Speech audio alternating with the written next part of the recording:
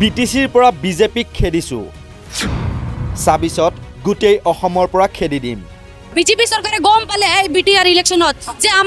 আমি তেওঁক খেদিছো আৰু ২৬ত গোটেই অসমৰ পৰা খেদি দিম যেতিয়ালৈকে আমাক এছটি মাটি নিদিয়ে আৰু বাগানৰ দৰমহা যদি নবঢ়ায় বিটিচিৰ নিৰ্বাচন ছেমি ফাইনেল আছিল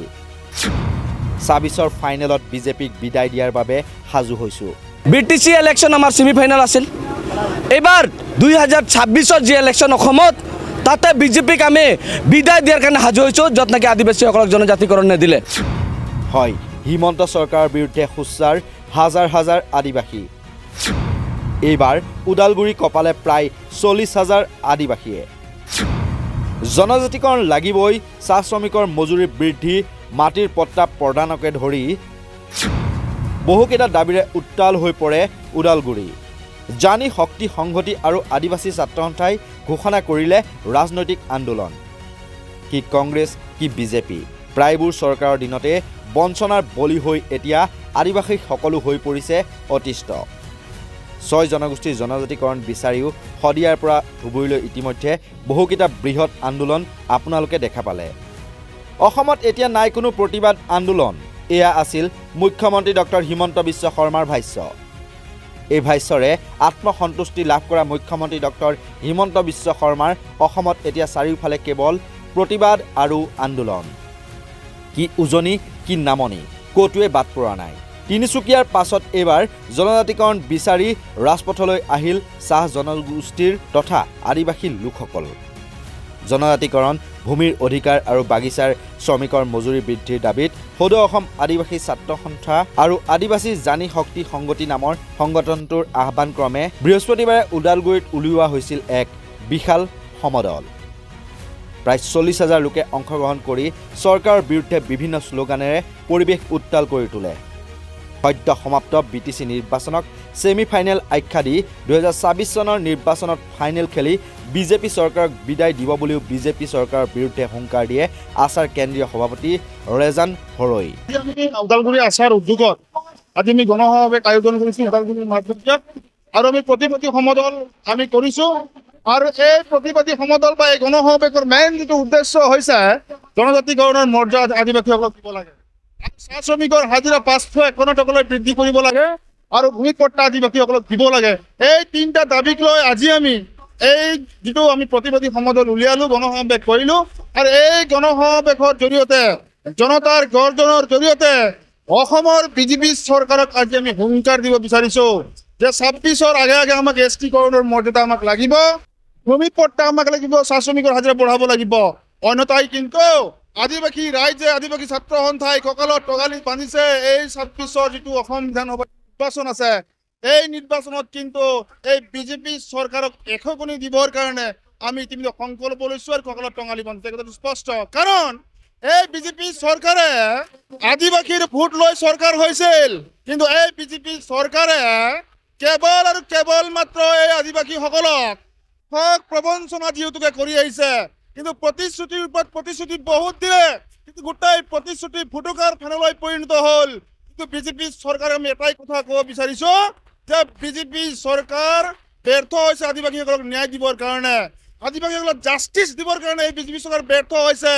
ইলেকশ্যনৰ সময়ত যিখিনি প্ৰতিশ্ৰুতি তেখেতসকলে দিছিলে সেই প্ৰতিশ্ৰুতি গোটেই আখৰে আখৰে পূৰণ কৰিবৰ কাৰণে সক্ষম হোৱা নাই প্ৰত্যেকটো ইলেকশ্যনত তেখেতসকলে মেনিফেষ্টো ধুনীয়াকৈ লিখে ডাঙৰ ডাঙৰকৈ লিখে যে শাসনত আহিলে চৰকাৰ হ'লে আদিবাসীসকলৰ সমস্যাবিলাক দূৰ কৰিম কিন্তু আজি তাৰিখলৈকে এই আদিবাসীসকলক শোষণ আৰু বঞ্চনা আৰু প্ৰতাৰণা কৰি আহিছে এই ন্যায়ৰ কাৰণে এই অধিকাৰৰ কাৰণে সাংবিধানিক অধিকাৰৰ কাৰণে আজি আমি ওদালগুৰিত আমি একত্ৰিত হৈছো আৰু ৰাজপথ সেইকাৰণে আমি কপাই তুলিলো ওদালগুৰি মেজমজিয়াটো সেইকাৰণে আমি ক'ব বিচাৰিছো আমাক ২৬ৰ আগে আগে আমাক কিবা লাগে এছটি লাগে আৰু যেতিয়ালৈকে আমাক এছটিৰ যিটো চাৰ্টিফিকেট আমাৰ হাতত নাহে তেতিয়ালৈকে বিজেপিক আমি বিশ্বাস নকৰোঁ আৰু যেতিয়ালৈকে ভূমি পট্টা আমাৰ হাতলৈকে নাহে তেতিয়ালৈকে বিজেপিৰ যি প্ৰতিশ্ৰুতি আমি বিশ্বাস নকৰোঁ যেতিয়ালৈকে আমাৰ আই মাতৃসকলে আমাৰ চাহ শ্ৰমিকে ৫৫১ টকা যেতিয়ালৈকে নাপাব বিজেপি চৰকাৰৰ প্ৰতিশ্ৰুতিক আমি ভুল নাযাওঁ এই আদিবাসী ৰাইজে সচেতন হৈছে ৰাজনৈতিকভাৱে সজাগ আৰু সচেতন হৈছে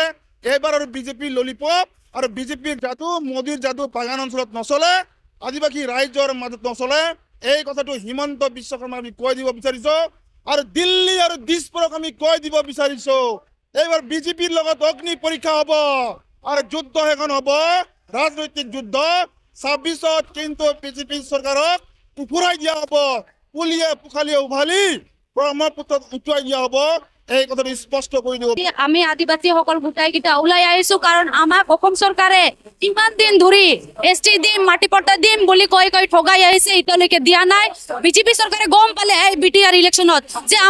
আমি তেওঁক খেদিছো আৰু 26ত গোটাই অসমৰ পৰা খেদি দিম যেতিয়ালৈকে আমাক এছটি মাটি নিদিয়ে আৰু বাগানৰ দৰমহা যদি নবঢ়ায় এনে অসম চৰকাৰে জানে মহিলা মানুহক চলাই আছে কিন্তু এইবাৰ আমি আদিবাসী বিলাকৰ যিমান মহিলা আছে আমি গোটাইকেইটা একগোটা কৰিছো আৰু মহিলা হয় কিনি আমি আদিবাসী হয় কিনি নতুন সংগঠন খুলিছো যিহেতু আমাৰ ইয়াতে গোটাই অসমৰ মহিলা লগতে আমাৰ ওদালগুৰি ডিষ্ট্ৰিক্টৰ জানি শক্তি গোটাই ওলাই আহিছে চৰকাৰক ধিক্কাৰ দি আছে আমাক যিহেতু ইষ্টি দিম বুলি কৈ কিনে দিয়া নাই আৰু আমাক যদি 26লৈকে নিদিয়ে আমি বিজেপি চৰকাৰক অসমৰ পৰা গোটাই খেদি দিম বুলি আশা ৰাখিছো জানি শক্তি আশা আৰু বিভিন্ন দল সংগঠন মিলি আজি ইয়াত একগোট হৈছো আমি গণতান্ত্ৰিক আন্দোলন আমাৰ মৌলিক অধিকাৰ আমাৰ যি ৰাজনৈতিক আন্দোলন আজি আমি ঘোষণা কৰিছো আৰু আমি অসম চৰকাৰক কৈছিলো বিটিসি ইলেকশ্যন আমাৰ সেমিফাইনাল আছিল এবাৰ 2026ৰ যি ইলেকশ্যন অসমত তাতে বিজেপিক আমি বিদায় দিয়াৰ কাৰণে সাজু হৈছোঁ য'ত নেকি আদিবাসীসকলক জনজাতিকৰণ নিদিলে চাহ শ্ৰমিকৰ দৈনিক মজুৰি 551 টকা নকৰিলে আদিবাসীসকলে গাঁৱে বাগানে বস্তি যিবিলাক মাটি পাট্টা দিম বুলি ঘোষণা কৰিছে আমি ধন্যবাদ দিছোঁ কিন্তু অকল বাগানৰ বুলি ঘোষণা কৰিছে আমি অসম চৰকাৰক সুধিব বিচাৰোঁ বাগান অঞ্চলত যি বৰ্ডাৰ অঞ্চলত থকা আদিবাসীসকল আজি অসমখন ৰক্ষণাবেক্ষণ কৰিছে ইহঁতক কোনে মাটি পাট্টা দিব অৰুণাচল বৰ্ডাৰৰ পৰা আৰম্ভ কৰি আপোনালোকে নাগালেণ্ড বৰ্ডাৰলৈকে যিমান সংঘাত হয় তাতে আদিবাসীহে চিকাৰ হয় তো অসমৰ মুখ্যমন্ত্ৰীক আমি আহ্বান কৰিছোঁ অতি শীঘ্ৰে জনজাতিকৰণ দিয়ক মাটি পাট্টা দিয়ক চাহ শ্ৰমিকৰ দৈনিক মজুৰি দিয়ক অন্যথা আপোনাক 26ত বিদায় দিম বিজেপিক আমি যদি জনজাতিকৰণ আৰু মাটি পাট্টা আদিবাসীসকলক দিয়ে তেতিয়া আমি ভাবিম তাৰ আগতে আমাৰ ৰাজনীতিক আন্দোলন আৰম্ভ হৈ গৈছে আপোনালোকে বিটিচিত গম পাইছে বিটিচি অঞ্চলত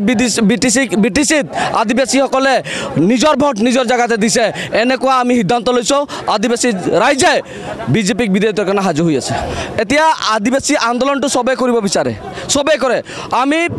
য'ত পাৰে যেনেকে পাৰে আদিবাসী জাগৰণটো আনিব লাগে নিজৰ দাবীৰ কাৰণে সকলোৰে অধিকাৰ আছে মাত মাতিবৰ কাৰণে আমি কাকো বাধা দিয়া নাই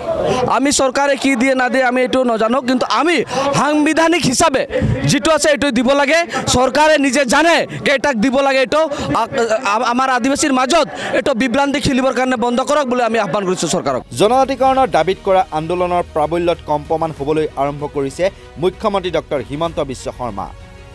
পূৰ্বতে জনজাতিকৰণ কৰাৰ প্ৰতিশ্ৰুতি দিও যোৱা 9.5 বছৰ 6 জনগোষ্ঠীক আভা ভাৰি থকা মুখ্যমন্ত্ৰীয়ে আন্দোলনৰ প্ৰকোপ দেখি সুৰ সলোৱা দেখা গৈছে সুৰ সলাই কৈছে যে তেওঁলোকৰ এই আন্দোলনৰ প্ৰতি বিজেপিৰো সমৰ্থন আছে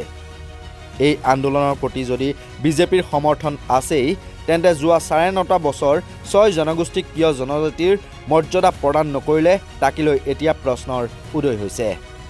ওদালগুৰিৰ পৰা চিন্ময় ডেকাৰ প্ৰতিবেদন নৰ্থ ইষ্ট নাও